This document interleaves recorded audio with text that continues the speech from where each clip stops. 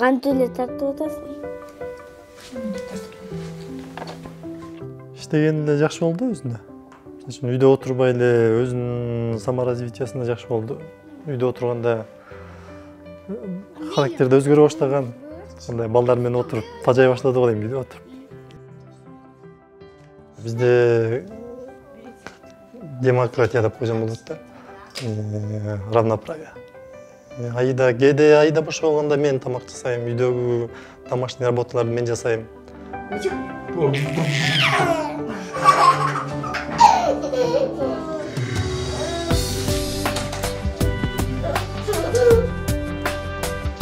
После того, как дочка выросла, сын вырос, ему уже 1,5 годика, мы его устроили в детский сад. И сейчас он тоже привык. Я после работы туда хожу, собираю детей.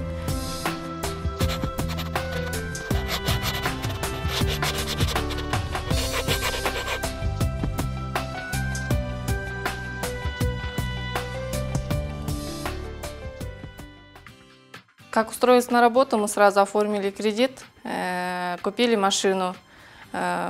Сейчас в современном мире без машины никак никуда не поедешь. И хочется в другой город поездить, мир посмотреть.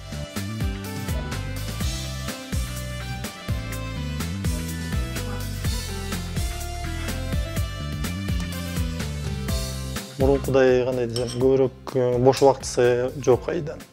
Жумуштан келгенден кийин да кечки тамакты ичебиз. Андан кийин өзүнүн английский курска жазылган. Ошо английский курска барып атат. Азыр жаңы жумушка кирип, жумушу көп болуп, көп нерсени үйрөнүш керек. Убакытты көбүрөөк талап кылат да.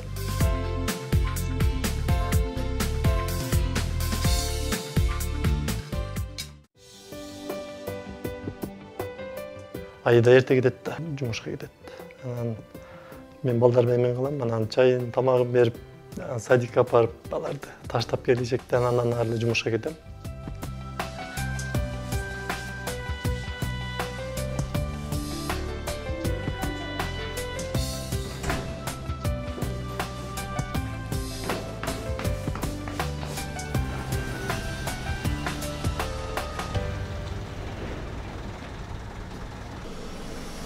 Престижная компания, работа с людьми.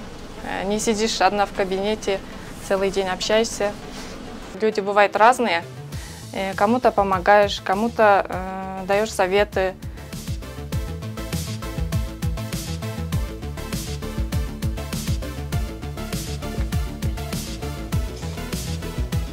Since Aida's first days here, she's gained a lot of confidence.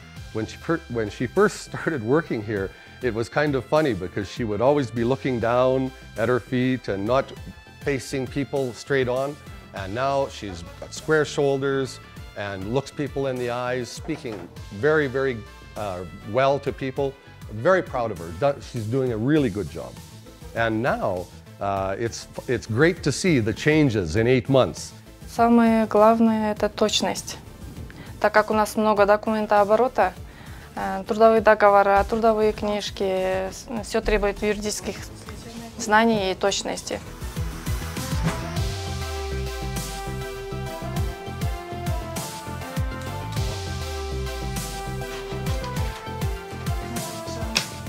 Бала чагында абдан тың болчу, окуусун аябай жакшы окучу, элдер менен жакшы контактка бат барчу, өзүн өзү таза, тыкан алып жүрчү. Аябай ответственный, убагында мектепке барып, убагында келип.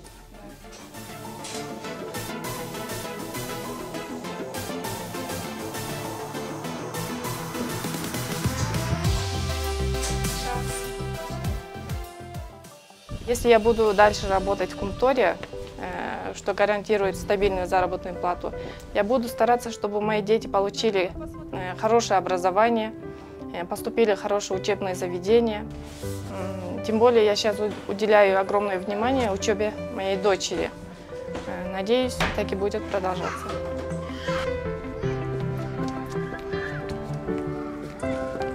Нужно стараться оставаться в своей стране и служить своему народу. Общество формирует каждый человек. От каждого отдельного человека зависит все, как он воспринимает мир, как он относится к окружающим.